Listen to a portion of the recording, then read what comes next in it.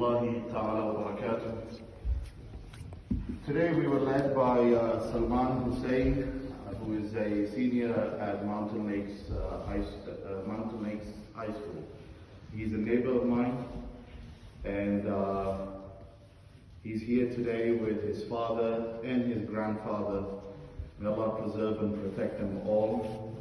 Salman, I believe, at some point was a student of mine in Sunday school, and he also studied at the Quran program under Sheikh Hashim Abbasi when he was at JMIC during my time there as the Imam. This is the whole objective of the center, and that is to engage the future generation and to empower them, because they are our future leaders.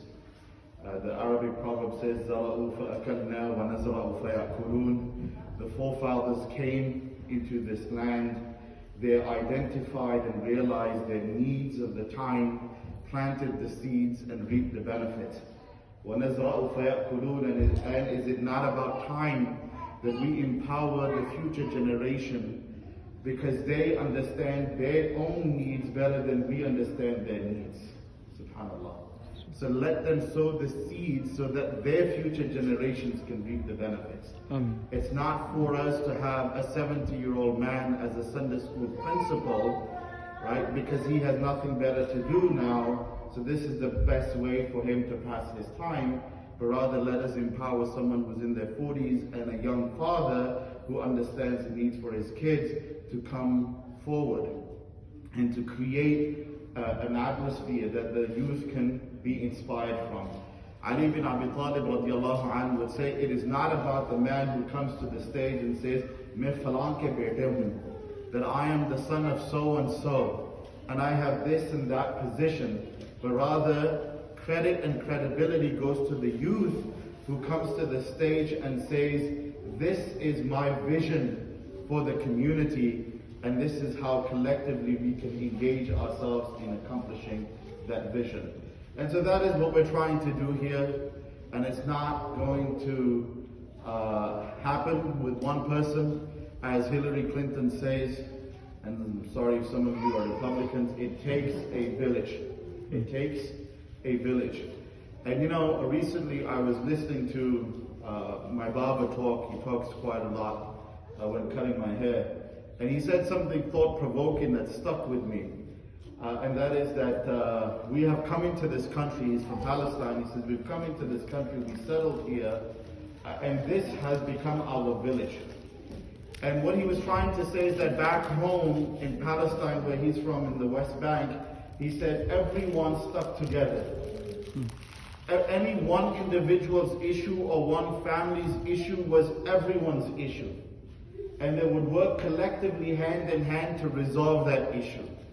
When there was a wedding, everyone was there to congratulate. When there was a death, everyone was there to console. Likewise, when there was a need to build a school and a community center and to empower the young and to look after the elders, everyone came together.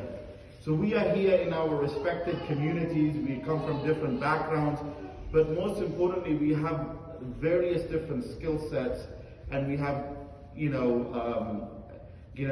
different ways we can contribute towards this ultimate objective and goal of ours. So again, I encourage you to be part of this vision and to do so for the sake of Allah subhanahu wa ta'ala.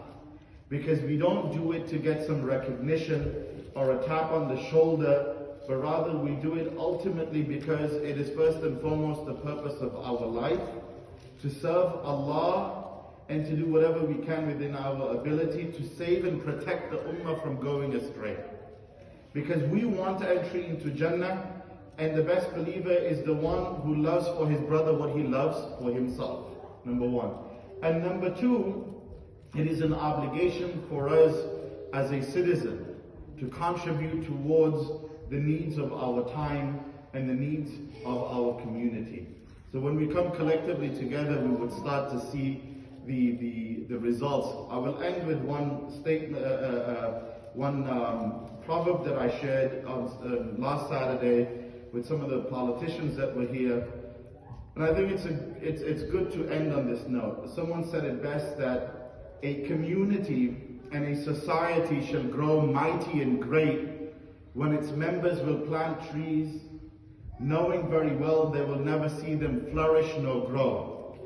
But all the while they will have a deep conviction in their hearts that one day a child from the progeny of this nation will play under the shade of this tree, and this in itself is sufficient for my motivation of engagement.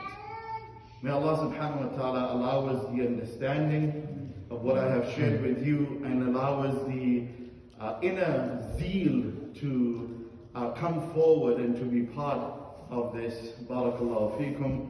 And please welcome Salman Hussein and his father and grandfather, and let them feel the warmth of our congregation here at ICCC. Assalamu alaikum.